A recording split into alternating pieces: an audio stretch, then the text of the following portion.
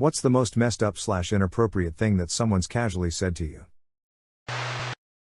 I had a miscarriage where the baby was absorbed and all that was left in the uterus was the gestational sac. I got pregnant again, and when I told my neighbor, she said, "So are you actually pregnant this time?" "Yes, a-hole. I am pregnant this time, and I was actually pregnant last time."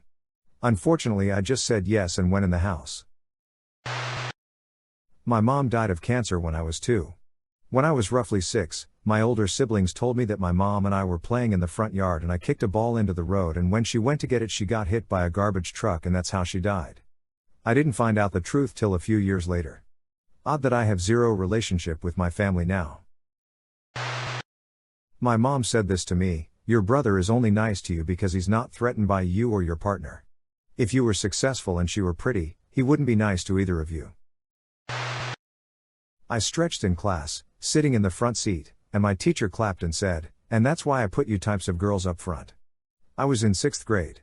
He was fired the next year for watching porn in class, along with countless complaints from other girls along with their parents. During my cancer battle, I ended up with a very serious infection and was admitted to the hospital because my internal organs were shutting down.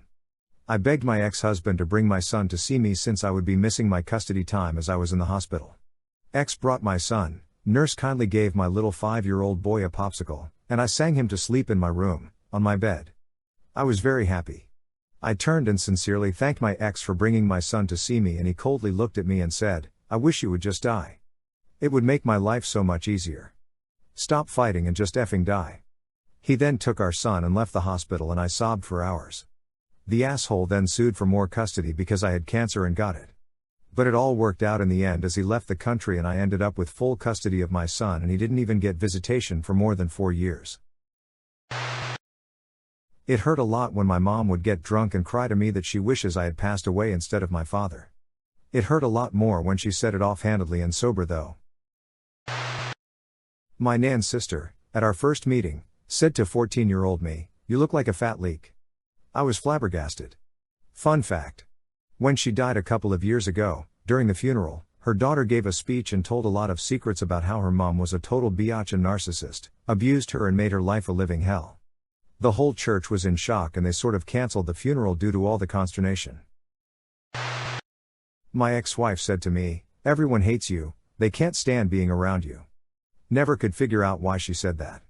30 years later, I'm still friends with the people that supposedly hated me. I'm going to see how much I can break that man down. How many times I can make him cry. An old work colleague said that to me about another member of staff suffering from depression and stress and who was likely to have suicidal thoughts. I left not long after.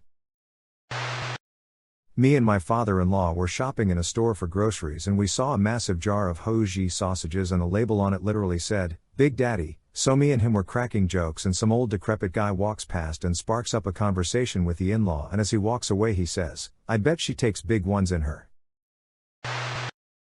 When laying sick in a hospital bed, needing a bed wash from a nurse.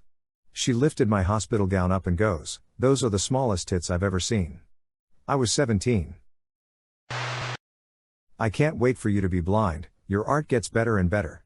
I am severely visually impaired, losing my vision to a degenerative disease. I am an artist.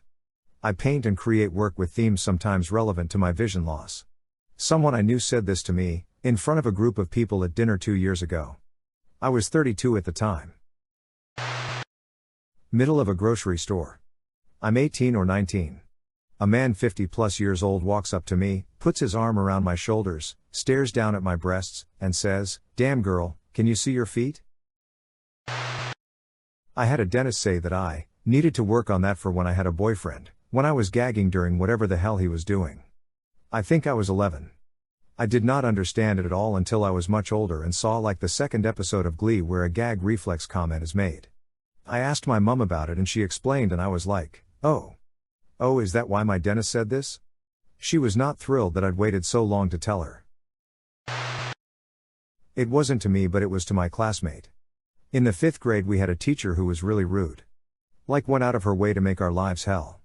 I got early release one day because I was feeling sick. I was scrolling on my phone and got a call from my friend, he was still in school. I answered and heard this. "Classmate, I'm going to report you. You effing bruised me. Teacher, I'd like to see you try. Who are they going to believe, a teacher or a student? My friend told me what happened after that. 3 kids walked out to report her and the teacher was crying over getting a warning. Yep. We had to deal with her for the rest of the year. I had a serious accident a month before my, now ex, best friend whispered to me, "I wish you died that day." I was stunned and internally questioning if I heard her right, but there was no mistaking what she said. It was very clear. In the months leading up to my accident, she had been in a weird headspace. I know she resented me, even though she denied it, because I didn't walk out with her when she quit her job at the company we both worked at. I haven't talked to her since she said that to me. We had a social studies teacher that intentionally made his classroom uncomfortably warm, would help any guy that asked for help from his desk or from the front of the room, but most of the girls he would lean over their chair back to help, and once when a friend of mine who was an early bloomer took her sweater off in class he said, "That's the reason I like it hot in here," or, "Memories like that are why it's kept hot in here," or something like that, 20 years ago. He said it quietly but some of us heard. He was let go the year after I graduated. He had become the girls' volleyball team coach, and after there were enough complaints from parents of team members about him being creepy, the tipping point seemed to be him insisting he be able to give pep talks in the locker room before games. I was groped at a shopping mall on the way to meeting a friend and her boyfriend when I was about 14 or 15. When I met them I told them what happened. My friend was saying how sorry she was and her boyfriend pitched in and said, "I don't feel sorry for you, I feel sorry for the guy for having to touch you." Right to my face. I don't know if he thought it was witty or what. It was just such a casually cruel thing to say.